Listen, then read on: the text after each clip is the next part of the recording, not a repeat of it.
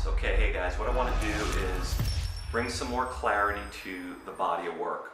In the manual, I wasn't clear, and my ultimate outcome here in this video is to resolve any questions that you guys might have had this weekend about what comes next and so on. So I'm going to start with the basic overview of what the body of work is comprised of. The first shape is crescent lunge. Crescent lunge goes towards the twisted crescent lunge. After your twisted crescent lunge, we go to warrior number 2. After warrior number 2, it's reverse warrior. After reverse warrior, it's side angle pose. After side angle, we come back up to reverse warrior. Then we move to triangle pose. After triangle pose, we have prasarita. And after prasarita, we have pyramid pose. Okay? Crescent lunge, twisting crescent lunge, warrior 2, reverse warrior, side angle, reverse warrior, triangle, prasarita, and then pyramid pose. Now that's the basic framework. Now of course, in between each and every one of these postures, we have what we call the transitional cues. So in other words, how do you get from crescent lunge to the twisting crescent lunge? And how do you get from the twisting crescent lunge to warrior 2? I think where some of the confusion is when we were setting up our crescent lunge. So what I'm going to do is I'm just going to focus on that. Okay, so in your crescent lunge preparation, we've got to get the student's foot to the front of the mat. So we ask them to bring the right leg up, step the right foot forward. So if you can imagine this, we're in crescent lunge, we have the right foot forward, our hands are framing the right foot. We ask them to square the right hip back, bring the left hip forward. Now this past weekend, we went over the hip integration. If you recall, we're lying on our backs, and we had each other pull on our leg and experience that integrating of the hip. So visualize with me again. Your right foot's forward, you've got your right hip coming back, your left hip coming forward. That does what we call for shorthand, square the hips. Now the hips are squared, the right foot is placed, you're high on the ball, the back foot. In the manual, I then ask you to bring your arms back like airplane wings. That's going to bring your body into what we as a team commonly refer to as airplane lunge or arrow lunge. There's a couple different names that we call it, and I think that's where the confusion was. I spoke to Sue not too long ago, and she confirmed that. Now I know on Saturday morning, you all came up with come all the way up, then move back down, then come all the way back up again, then bring your hands to prayer. But for a number of reasons, and I'll explain it to you next time I see you, because I don't want to take too much time on this video, that's going to be a little too much cueing, and it's going to also confuse the student base. Again, I'll tell you exactly why, because we've gone through this many times before, and that's one of the reasons why we strike it out of the basic body of work sequence.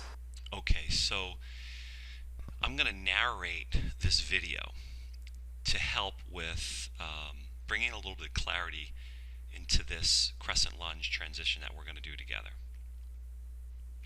But I'm going to go ahead and we call the primary standing phase. So basically, you find the students, they're in downward facing dog. Lunge your right foot all the way up there. They raise the right leg up, step the right foot forward. So you notice here that this woman went ahead and put her foot down.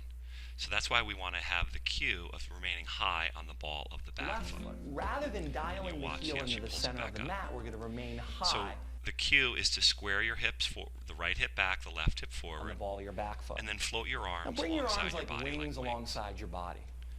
There. So what that does is it allows the student to check their base from the heel all the way up to the top of their head.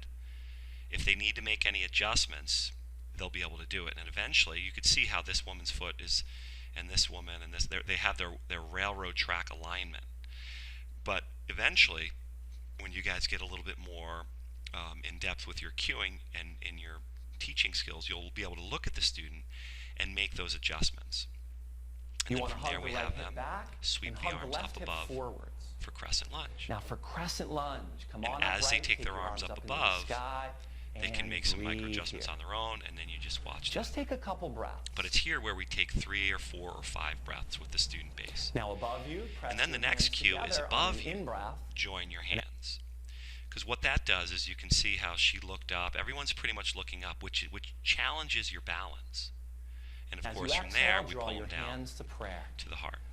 Go ahead and Then lean we forward lean for forward length. for as you breathe in. length. And then as you exhale, twist Once you to your get long, then right-hand you take side. the twist, left elbow Now this is the to first shelf time that of the we're right thigh. introducing a twist into the sequence. All right, so I hope this little So for visual is most, helpful you for you guys. just want to allow the yoga. So just to rewind, you got your hands on the earth, you're all squared off, you bring your arms back like wings, you're already in that arrow lunge. Then you rise up for crescent lunge, and here's where we hold the student for 3 to 5 breaths.